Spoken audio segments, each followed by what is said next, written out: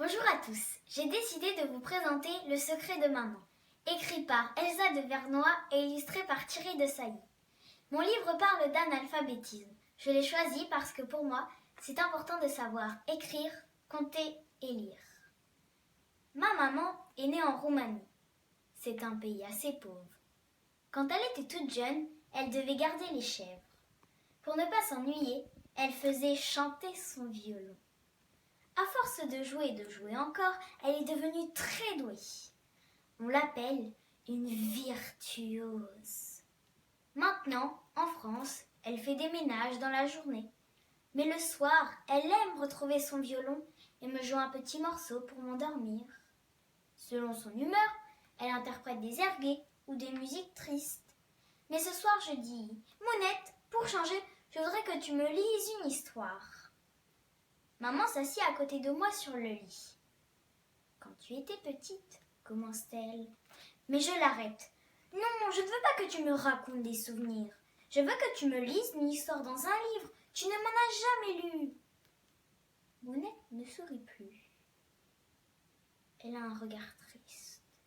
« Il faut que je t'avoue une chose. » Elle prend une grande respiration, puis elle ajoute, sa voix se perdant dans sa gorge.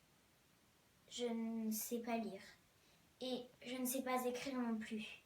Je suis analphabète. » J'ai l'impression que mon cœur se déchire dans ma poitrine. Je crie « Alors, c'était ça ton secret ?» Je rabats les draps sur ma tête et je hurle « Va-t'en ! Va-t'en !» Elle sort, sans dire un mot, en traînant les pieds.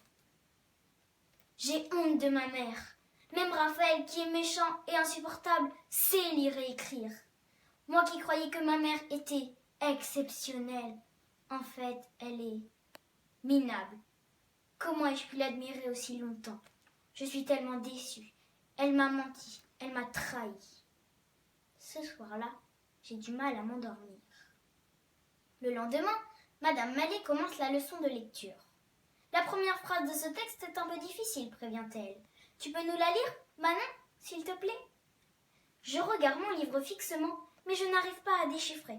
Toutes les lettres se mélangent tout d'un coup. Le P ressemble au Q, le S à un Z. Je ne sais pas. Je bafouille. La maîtresse a l'air étonnée. Elle s'approche de moi et me dit « Je vais t'aider. La première lettre, c'est un C, c'est dit. Ça se prononce se.